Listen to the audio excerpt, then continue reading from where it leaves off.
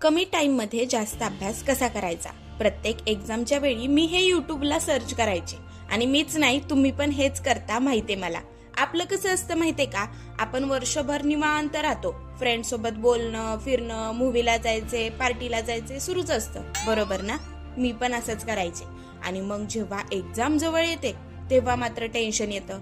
आधीच टाइम कमी राहिलेला असतो आणि सिलेबस मात्र ढिगभर असतो। मग आता करायचं काय?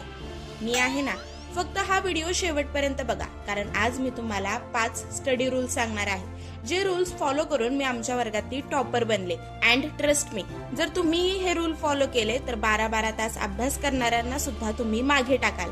आणि रूल नंबर 5 तर माझा वन ऑफ द फेवरेट आहे, ज्याच्यामुळे मला खूप हेल्प झाली। चला तर मग सुरुवात करूया।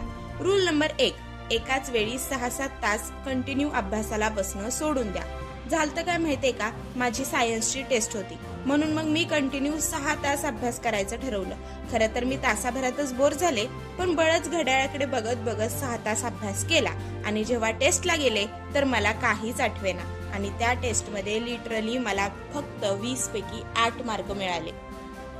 पण माझ्या मैत्रिणीला किती पडले माहितीये? 20 पैकी 19। आता तिने तर 2च तास अभ्यास केलता। आता तुम्ही म्हणाल मी 6 तास अभ्यास करून एवढे कमी मार्क्स कसे काय आले? हेच मला तुम्हाला सांगायचे। फक्त तासन तास अभ्यास करणं म्हणजे अभ्यास झाला असं नाही। वेगवेगळ्या कलर्सने त्याला हायलाइट केल्यानं लय अभ्यास होतो असं अजिबात नाही। होतं काय माहितीये का, आपण जोशात 6 तास अभ्यास करायचं ठरवतो, पण तेवढा वेळ फोकस राहतच नाही।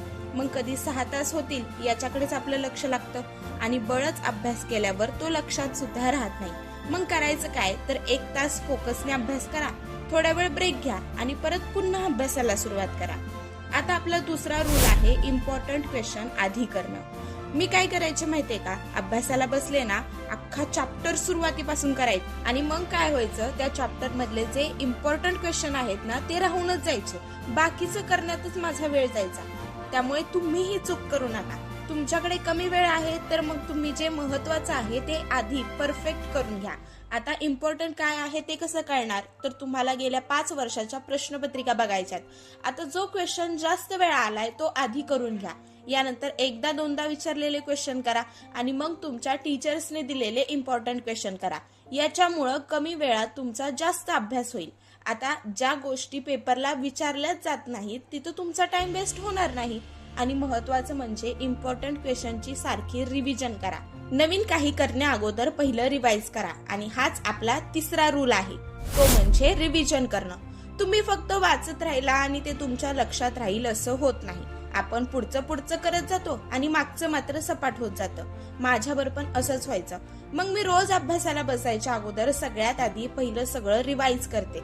असं केल्यानं वाचलेलं लक्षात राहतं, विसरत नाही। चौथा रूल आहे अभ्यास करताना मोबाईल लांब ठेवा। आता तुम्ही म्हणाल जीती हे सांगते, पण हे इतकं इम्पॉर्टंट आहे ना, कारण जेव्हा मोबाईल शेजारी असतो तेव्हा अभ्यासात लक्षच लागत नाही। काय होतं माहितीये का, अभ्यासाला बसलं की आपल्याला अचानक आठवतं, अरे आज तर रियाचा बर्थडे आहे, स्टेटस ठेवावा लागेल।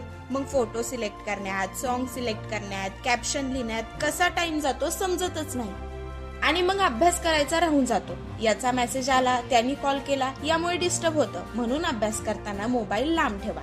आणि आता शेवटचा 5वा रूल आहे स्वतःच्या शब्दात समजेल अशा नोट्स तयार करणं। हा रूल माझा फेवरेट आहे, कारण याच्यामुळे माझा कमी वेळात जास्त अभ्यास झालाय। कारण जेव्हा मी एखादा चॅप्टर करायला घ्यायचे तेव्हा मला बुक मधली भाषा लक्षात ठेवायला खूप अवघड जायचं।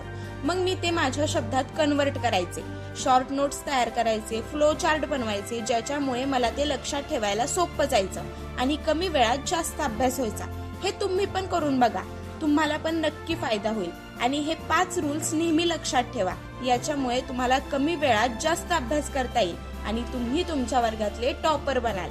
आणि सगळ्यात महत्वाचं म्हणजे टेन्शन घेऊ नका, एक्झाम असते, तुम्ही तुमचं 100% द्या, तुम्हाला रिझल्ट चांगलाच भेटेल। बाकी हा व्हिडिओ तुम्हाला कसा वाटला हे कमेंटमध्ये नक्की सांगा आणि सोबतच आपल्या YouTube चॅनलला सबस्क्राईब करायला विसरू नका। थँक्यू।